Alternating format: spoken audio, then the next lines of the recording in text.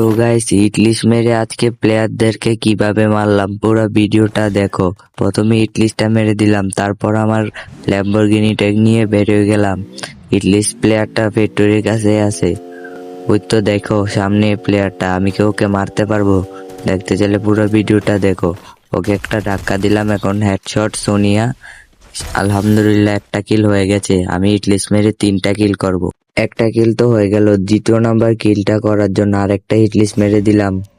তারপর আমি আবার গাড়িটা নিয়ে গেলাম। প্লেয়ারটা গাছটার কাছেই আছে, আমি একটু কাভারে নামি, দেখি দ্বিতীয় নাম্বার প্লেয়ারটাকে মারতে পারি কিনা।